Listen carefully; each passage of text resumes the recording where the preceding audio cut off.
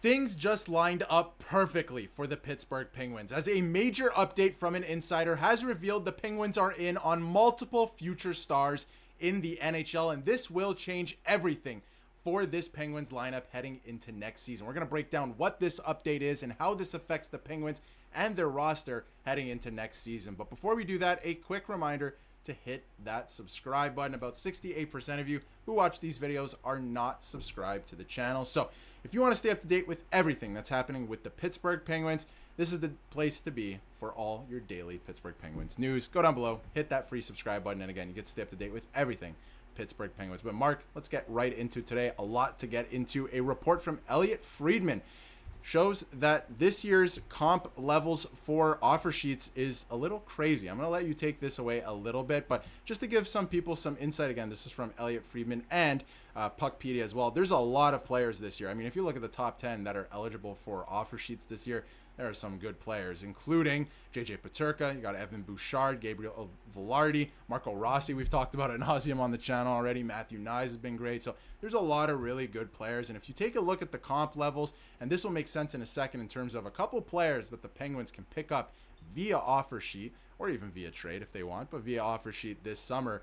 I mean, if you look at some of the levels here, with the salary cap going up, if you offer somebody, between $7 and $9 million, you only have to give up a first, a second, and a third. So it could be worth it for the Penguins to look at this route. So what do you make of this first initial report from Elliotte Friedman and how this affects the entire free agency market, not just free agency market, but the RFA market this summer?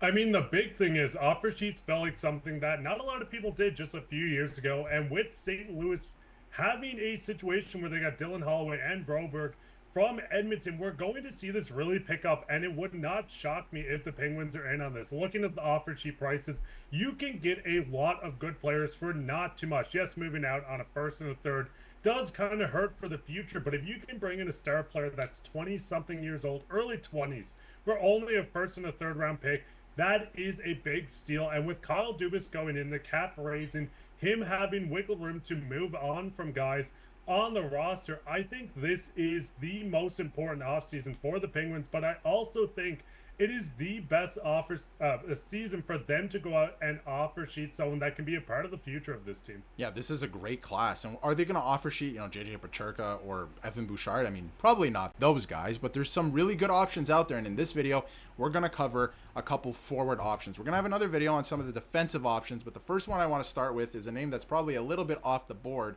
And this is from the Dallas Stars. This is Maverick Bourque. And this could be a very interesting idea. And again, this article is from Kelsey as well, so go check out the full article. It'll be in the description as well. But Maverick Bourque is a former first-round pick, 30th overall in 2020, and he just made his first impact in the NHL most recently. He would be an interesting option, a right shot as well. You can see his cap hit right now. He's in the last year of his ELC. This would be an interesting option for the Pittsburgh Penguins. I do want to take a look at his stats here as well. And if you look here, this season, 25 points. I mean, nothing crazy that jumps off the page, but 25 points in 73 games. But this screams to me like a player that you can get on an offer sheet on a very affordable deal. And you would only have to give up a little bit to get a player like this, and he could probably make an impact because, again, he's a young player who's very hungry. And if you look at the comps, again, from Elliotte Friedman, I mean, you only maybe have to give up a second-round pick for a player like this. Like, he's only going to make probably just over $2 million at this point, or maybe $3 million, right? I think there is a world where you can give up just a second-round pick for this player if you offer sheet him. So what do you think of Maverick Bourque to start? I think he's a player that, can come in, make an impact. He's a hungry young player. He's going to get an opportunity in Pittsburgh, and you don't have to give up that much for him. I mean, with Maverick Bourque, I think people look at the stats and say, hey, this kid's not doing as much. But when you're looking at a front-loaded team with the Dallas Stars relocating so much money into Wyatt Johnson extension and Rantanen extension, this guy was in their bottom six for a majority of the season. They have a lot of cap going on to the books next season with all these extensions. I think the Dallas Stars are going to be a team that's going to be strapped for money. As I said, they signed all these guys. Maverick Bourque, if he hits the free agency and you want to go offer sheet him, if you can offer a tiny bit more than maybe Dallas is even wanting or able to offer, you could get an absolute steal with a guy that has a ton of potential, former first-round pick that could come in, fill out the middle six on the Penguins, maybe even in the top six if you want to play with Crosby or Malkin or someone like this I think the potential on this guy would be quite high. I'm probably a lot higher than some people are, but I do think this is one Dubas definitely needs to look at. This is a risk that I think that the Penguins could take. And I think Maverick Bourque, like you brought up, it's a good point. Like,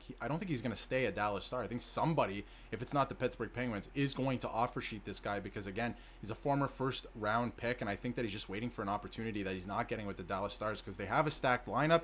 And like you mentioned, with Mikko Rantanen's extension kicking in, like, they're going to have to shed some cap. So it's going to be interesting. Another option to move on here is one that I think is going to be very interesting because the New York Rangers are in a tough spot right now with their salary cap. They know they have to rebuild their defense a little bit. If they decide to sign K'Andre Miller, who is another RFA that we will cover in another video as well, but if they decide to sign him, they could end up losing Will Cuylle. Now, who is Will Cuylle to Pittsburgh Penguins fans? This is a guy that can come in and play in your top six immediately. He had a career year last year, scored over 20 goals, had, you know, in terms of his point totals, which we could take a look at right now, nothing crazy. Again, like 45 points in 82 games, but this was a career year for him. And keep in mind, he just turned 23. He's a big body. He likes to use it. He's a very physical presence out there for the Rangers. It's really only him and JT Miller throwing hits around, actually. And he was only playing an average of 15 minutes a night. He was kind of stuck on that third line for a long time. He got an opportunity on the top line as well, but the Rangers were really struggling. So I think this is a guy who's waiting to break out. And, you know, if you're looking at a contract for him, it's probably coming in at the $7 million range, I would think, because obviously these contracts are going to age. Maybe it's $6 million, so you would have to give up maybe a first and a third, which if you're the Penguins, I don't think that's that bad again. But Mark, what are your thoughts on Will Cuylle potentially becoming a Pittsburgh Penguin as well from the New York Rangers? Because this guy is a guy that you can win with. I think he's going to, you know, he could be a 60 to 70 point guy, I think, at full potential with the opportunity playing with great players as well. And he's a physical force. I mean, the big thing is Dubas needs to get younger. He needs to make the team faster, and why not make it even bigger where you can see the hit. If you haven't seen this hit, go watch it. This kid will throw his weight around, score you 20 goals. If you can lock him up on a long-term deal, do it. If you need to offer maybe even 2 to 3 years at a $5 million range to save some of the compensation, that would be perfect as well. But the Rangers are in the same boat as Dallas. They need to continue getting better. Dallas is currently in the playoffs. We know the Rangers missed the playoffs, but both of these teams are inspiring to win or go and compete for a Stanley Cup in the next 2 to 3 seasons. So these teams are going to get desperate. They're going to add big names to their market. And I think a lot of these guys are going to slip through the crack. And that's where Dubas could find their hidden gem, if you want to call it, in these guys. But going back to Cuylle, I think a 20 goal scorer at this age, someone that can come in, join the top six, produce even better. I think a perfect line mate to play with Crosby. I could see him turning into a 30 goal scorer, Darius. I don't know if you feel the same way about him. I can, absolutely. If he's playing with really good talent and he's playing higher up in the lineup, he's getting power play opportunities. I mean, he scored 20 goals playing on the third line. I think that's very impressive on a New York Rangers team that was so disappointing. So I think that he actually had a very impressive season. He's only going to get better. A lot of Rangers fans are actually very worried about him getting offer sheeted, and I think it's a very real possibility for a lot of players around the league right now. But a couple other things in terms of contract projections before we wrap up here. Maverick Bourque is estimated by Scotia Stats here. As you can see, again, this is just their model, and appreciate them letting us use their model, but $1.5 million. So again, in terms of an offer sheet, you barely have to pay anything in terms of compensation for that. And if you take a look at Will Cuylle as well, the most likely outcome is a $4 million contract. So it is looking like probably a first and a third you would have to pay for him if it comes out to that much. And I think that it's probably going to come out higher for Will Cuylle in terms of a contract extension, what that may look like, because the opportunity that presents itself moving forward for him. I think he's only going to get better. So it's going to be interesting. Any final thoughts, Mark, on these two players for the Pittsburgh Penguins and what they might do? Again, we're going to have another video covering who they could go after in terms of defense, which I think the team could use a lot more of as well. But any final thoughts?